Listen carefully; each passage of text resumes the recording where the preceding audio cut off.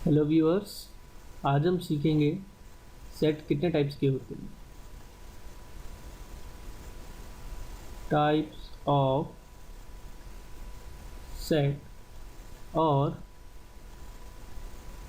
Classification of set.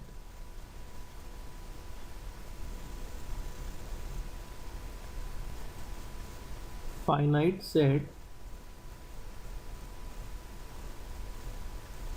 finite set and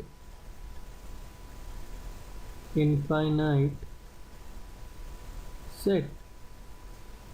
अब इनको understand करने के लिए हम एग्जांपल से समझते हैं, ठीक है।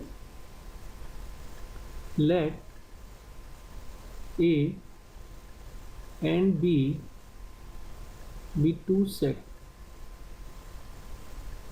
ठीक है। आपके पास ए एंड बी क्या है, दो सेट है। वेयर, जो कि है क्या, A, set A is equal to x such that x is a natural number, ठीक है। ये आपको सेट बिल्डर फॉर्म में दे रखा है। एक्स हमारी इंफॉर्मेशन है, ठीक है। मैं बता रखा है जो एक्स हमारी इंफॉर्मेशन है, जो कि सेट ए के बारे में बता रहा है हमारे को, तो क्या बता रहा है कि जो एक्स है नेचुरल नंबर है। मतलब कि हमारे जितने भी ऑब्जेक्ट्स होंगे सेट ए के, सारे क्या होंगे, नेचुरल नंबर्स होंगे, ठीक है ना। सेट बी क्या दे रखा है हमारे को एग्जांपल में, X such that x is a student of your school, ठीक है। ये दोनों ही आपको क्या दे रखे, सेट बिल्डर फॉर्म में दे रखे। अब फाइनाइट सेट और इनफाइनाइट सेट को अंडरस्टैंड करने के लिए हम पहले इन दोनों को रोस्टर फॉर्म में कन्वर्ट कर लेते हैं, ठीक है ना। तो सेट ए में क्या दे रखा है आपको, x is a natural number, ठीक है। तो इसके ऑब्जेक्ट्स बनाते हैं। नेचुरल नंबर कौन कौन से होंगे, 1 2 3 4 5। अब इन्होंने बता नहीं रखा कि नेचुरल नंबर कहाँ तक जाने चाहिए, ठीक है ना। तो मतलब इन्फिनिटी तक जाएंगे। ऐसे ही x is a student of your school. अब जो आपके स्कूल में जो स्टूडेंट होंगे वो कितने हो सकते हैं, या तो एक स्टूडेंट होगा, या दो होंगे, या तीन होंगे, या सो मान लीजिए मैक्सिमम स्टूडेंट्स हैं आपके स्कूल में 5000, ठीक है। अब आपको देख के यहाँ समझ में आ रहा होगा कि जो सेट ए है, ये जो सेट ए दे रखा है, इसमें क्या दे रखा है कि नंबर ऑफ ऑब्जेक्ट जो दे रखे हैं आपको, number of object in a set ए, ये जो नंबर ऑफ ऑब्जेक्ट दे रखे हैं सेट ए के अंदर, वो क्या है, इज नॉट फाइनाइट। फाइनाइट मतलब होता है कि फिक्स, मतलब जिनको आप गिन सकते हैं, बता सकते हैं कि इतना है। जैसे कि मैंने बता दिया आपके पास 10 रुपीज़ है, 50 रुपीज़ है, 100 रुपीज़ है, तो मैं बता पा रहा हूँ ना। और जिस चीज़ को मैं बिल्कुल बता ही नहीं सकता उसको इनफाइनाइट कहते हैं, ठीक है ना। तो इसमें तो हम बता ही नहीं सकते, मतलब नॉट फाइनाइट। तो ये क्या हो गया, इस सेट को क्या कहेंगे, set A is a infinite, is an infinite set, ठीक है। अब सेट बी देखिए, इसमें क्या दिख रहा है आपको, आप बता सकते हैं। अगर आपसे कोई पूछे कि आपके स्कूल में कितने स्टूडेंट्स, आप कह सकते हैं कि 5000 है या 10,000 है, जितने भी आपके स्कूल में, ठीक है। ये तो मैंने एज ए एग्जाम्पल ले लिया था कि 5000 है। मतलब आप क्या कह सकते हैं, number of objects in a set B is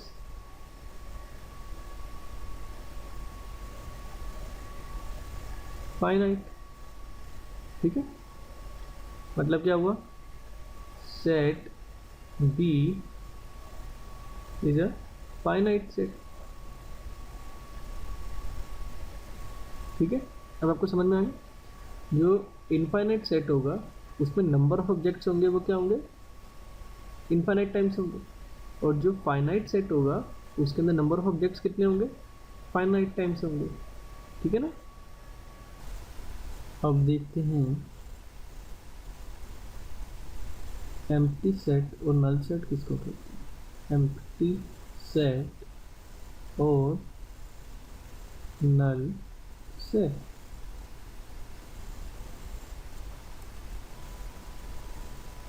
suppose we have set A is equal to x such that x belongs to real number and x square plus 1 is equal to 0। ये जो set है हमारे को किस form में दे रखा है, set builder form में, ठीक है। तो इसको सबसे पहले हम रोस्टर फॉर्म में कन्वर्ट करते हैं। उसके लिए हमें एक कंडीशन दे रखी है इसमें कि X square plus 1 equal to 0 और जो x है बिलोंग्स टू रियल नंबर कर रहा है, ठीक है। So x square plus 1 is equal to 0। इस इक्वेशन को सॉल्व करके x की जितनी भी वैल्यू आएंगी वो हमारे सेट ए के ऑब्जेक्ट्स होंगे, ठीक है।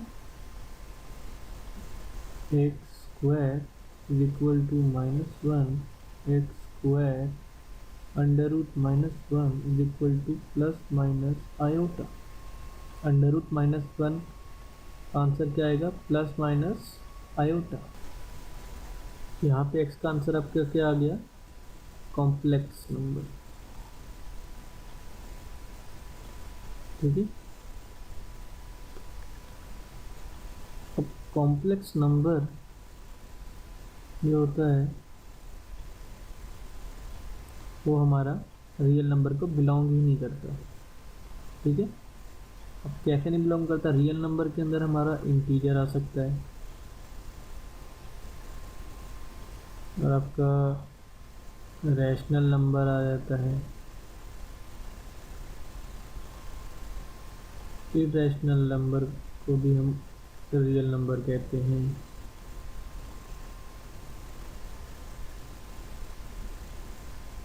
बट जो कॉम्प्लेक्स नंबर है जिसको हम इमेजिनरी नंबर भी कहते हैं, इमेजिनरी नंबर भी कहते हैं, वो हमारा रियल नंबर सिस्टम में आता ही नहीं है। That's why complex number not belongs to real number, ठीक है। इसका मतलब क्या हुआ, ये जो दो कंडीशन थी हमारी कि X square plus 1 equal to 0, जब ये कॉम्प्लेक्स में आ रहा है तो ये कंडीशन फेल हो गई हमारी। L H S is not equal to R H S, L H S not equal to R H S क्योंकि कॉम्प्लेक्स फॉर्म में आ गया। और एक्स बिलोंग्स टू आर, जो ये कंडीशन है ये भी नॉट बिलोंग्स टू आर हो गई, फेल हो गई हमारी कंडीशन। तो दोनों ही कंडीशन हमारी क्या हो गई, फेल हो चुकी है। तो जब ये कंडीशन फेल हो गई है जो हमारे को सेट ए जिससे ऑब्टेन होना था, तो मतलब कि सेट ए के पास कोई भी ऑब्जेक्ट नहीं होगा, सेट ए के पास कोई भी ऑब्जेक्ट नहीं होगा, ठीक है। क्योंकि हमारे को गिवन था कि सेट ए के पास ऐसे ऑब्जेक्ट हैं जो कि रियल नंबर हैं और इस कंडीशन के अकॉर्डिंग आप फाइंड कर सकते हैं इसको, X square plus 1 equal to 0 के अकॉर्डिंग, जिसके अकॉर्डिंग हमारा आंसर आया प्लस माइनस आयोटा, जो कि कॉम्प्लेक्स नंबर है और जो कि रियल नंबर से बिलोंग भी नहीं करते। तो इसका कंक्लूजन क्या निकला कि सेट ए के पास कोई भी ऑब्जेक्ट नहीं होगा, मतलब कि हमारा जो सेट ए है वो ब्लैंक है, मीन्स एम्प्टी सेट कह सकते हैं इसको। जो ब्लैंक सेट होते हैं उसको आप एम्प्टी सेट कह सकते हैं और नल सेट भी कह सकते हैं, ठीक है। और इसको सिंबल से भी रिप्रेजेंट करते हैं हम एम्प्टी सेट को, जैसे ब्लैंक कर्ली ब्रेसेस और पाई सिंबल से ऐसे ओ बना के उसको ऐसे बेंटेड लाइन से कट कर ली, ठीक है। अब हम देखते हैं सिंगलेटन सेट किसको कहते हैं। Singleton set, suppose A is equal to x such that x is a even prime number. आपको एक सेट ए दे रखा है जो कि इवन प्राइम नंबर का सेट है, ठीक है। इवन प्राइम नंबर कौन सा होगा? सिर्फ 2 होगा, ठीक है। तो मतलब कि आप इस सिचुएशन को देख के कह सकते हैं कि set A you have only one object, इसके पास सिर्फ एक ही ऑब्जेक्ट होगा। और जिस सेट के पास सिर्फ एक ही ऑब्जेक्ट होता है उसको हम सिंगलेटन सेट कहते हैं, ठीक है। अब समझ में आया कि मैंने ऐसा एग्जांपल क्यों दिया कि जिसके अंदर सिर्फ एक ही ऑब्जेक्ट लाया कर रहा था? बस इसी को समझाने के लिए कि जिस सेट में सिर्फ एक ही ऑब्जेक्ट होता है हम उसको सिंगलेटन सेट कहते हैं, ठीक है। Set A will have only one object such a set is said to be singleton set, ठीक है। इसका मतलब क्या हुआ कि सेट ए के पास सिर्फ एक ही ऑब्जेक्ट है तो हम ऐसे सेट को सिंगलेटन सेट कह सकते हैं, ठीक है ना। हम देखते हैं equal set and equivalent set किसको कहते हैं? इक्विवेलेंट सेट किसको कहते हैं?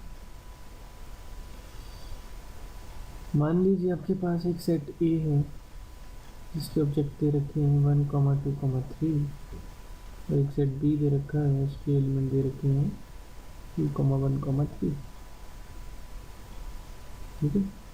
अगर आपको इनको कंपेयर करना पड़े तो आपको क्या इसमें सिमिलरिटी एंड डिसिमिलरिटी मिलेगी? सबसे पहले देखते हैं कॉमनली कि सेट ए के अंदर हमारे कितने ऑब्जेक्ट्स हैं, number of objects 3 number of objects हैं, ठीक है, 3 ऑब्जेक्ट्स। सेट बी के अंदर कितने हैं? 3 ऑब्जेक्ट्स, ठीक है। अब सेट ए के अंदर कौन कौन से 3 ऑब्जेक्ट हैं? 1, 2, 3। ऐसे सेट बी के अंदर कौन से हैं 3 ऑब्जेक्ट्स? 2, 1, 3। आप अगर ध्यान से देखें तो जो सेट ए के अंदर 1 एलिमेंट है उसकी एक कॉपी सेट बी के अंदर भी है, ठीक है। जो सेट ए के अंदर 2 है उसकी एक कॉपी सेट बी के अंदर भी है। जो ऑब्जेक्ट 3 है सेट ए के अंदर उसकी एक कॉपी सेट बी के अंदर भी है, ठीक है। नंबर ऑफ ऑब्जेक्ट्स भी सेम है एंड ऑब्जेक्ट भी आपस में सेम है, ठीक है। तो ऐसे सेट को क्या कहेंगे हम? Equal sets. क्या कहेंगे? Equal sets. इक्वल सेट्स का मतलब क्या हो गया? ए इज इक्वल टू बी आप कह सकते हैं, ठीक है, जिसके अंदर नंबर ऑफ ऑब्जेक्ट्स भी सेम हो और जो एलिमेंट्स होते हैं सेट के अंदर ये जिसको हम इंडिविजुअल ऑब्जेक्ट्स कहते हैं ये भी आपस में क्या हो? सेम हो, ठीक है। चलो आपको एक एग्जांपल और देता हूँ ताकि ये कन्फ्यूजन दूर हो जाए। अगर इसमें कोई पॉइंट रह गया हो आपको जो समझ ना आ रहा हो तो आप समझ में आ जाएगा। मान लीजिए आपके पास एक सेट डी दे रखा है उसके अंदर एलिमेंट दे रखा है 1, 2, 3, ठीक है। और एक सेट और मान लीजिए आपको ई दे रखा है और उसके अंदर एलिमेंट क्या दे रखे हैं? ए, बी, सी, ठीक है। अब इसके अंदर भी सिमिलरिटी एंड डिसिमिलरिटी देखते हैं। सेट डी के अंदर कितने नंबर ऑफ ऑब्जेक्ट्स हैं? 3 ऑब्जेक्ट्स, ठीक है। सेट ई के अंदर कितने ऑब्जेक्ट्स हैं? 3 ऑब्जेक्ट्स,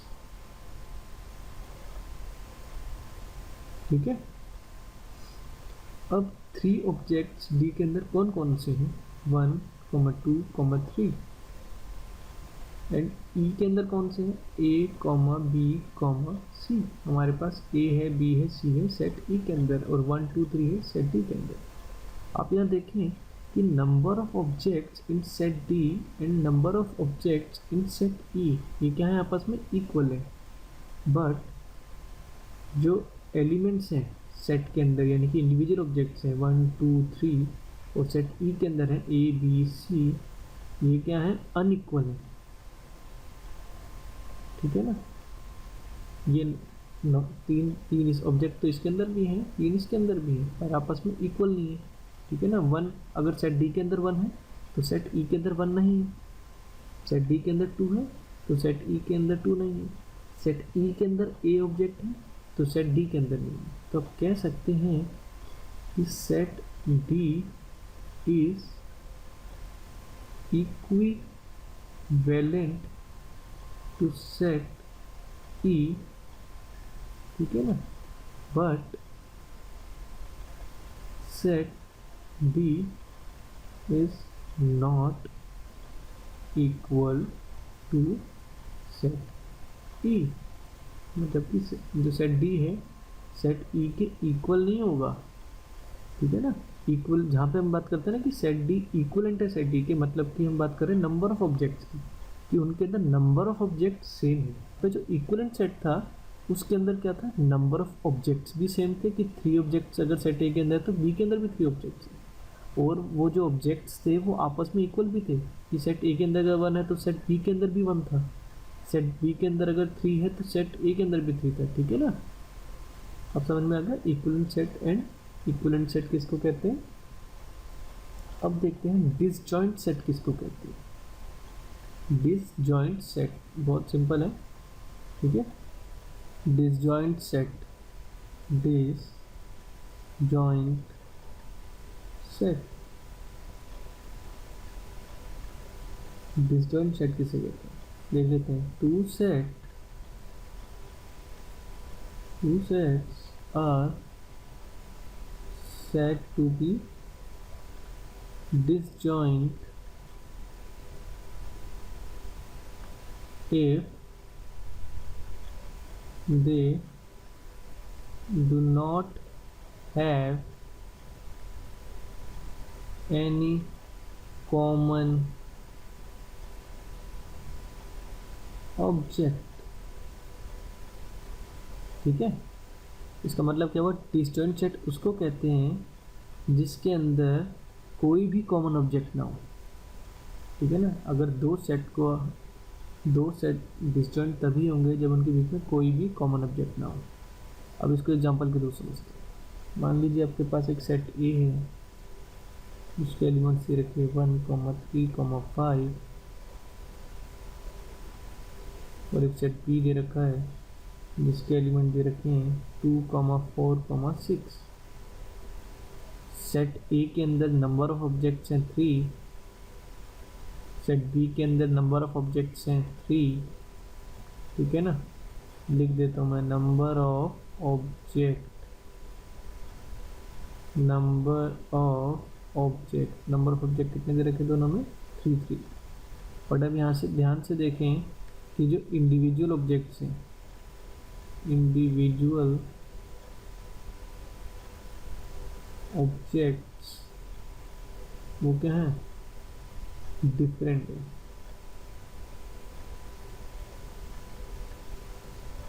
ऑब्जेक्ट जो क्या है आपस में डिफरेंट है। तो आप ध्यान से देखें, सेट ए के अंदर 1 है तो सेट बी के अंदर 1 नहीं है, सेट ए के अंदर 3 है 5 है वो सेट बी के अंदर नहीं है, और जो सेट बी के अंदर एलिमेंट्स हैं यानी कि जो ऑब्जेक्ट्स हैं वो सेट ए में नहीं है, ठीक है। ऐसे सेट को डिसजॉइंट सेट कहते हैं। Set A and set B are disjoint set, ठीक है। इसका मतलब क्या हुआ कि आप इक्विवेलेंट सेट को भी डिसजॉइंट सेट कह सकते हैं, क्योंकि हमने उसमें देखा था कि नंबर ऑफ ऑब्जेक्ट्स तो इक्वल थे बट इंडिविजुअल ऑब्जेक्ट्स आपस में क्या थे, डिफरेंट थे, ठीक है ना। और यही कंडीशन हम डिसजॉइंट सेट में भी देख रहे हैं कि नंबर ऑफ ऑब्जेक्ट्स दोनों में सेम है, बट जो इंडिविजुअल ऑब्जेक्ट्स हैं वो क्या है, आपस में डिफरेंट है। तो ऐसे सेट को क्या कहते हैं, डिसजॉइंट सेट कहते हैं। ठीक है, जो सेट्स आपस में जिनके नंबर ऑफ ऑब्जेक्ट्स इक्वल हों और इंडिविजुअल ऑब्जेक्ट्स डिफरेंट हों। आज के लिए बस इतना ही। Thank you. जितना हो सके उतना लाइक एंड शेयर करें।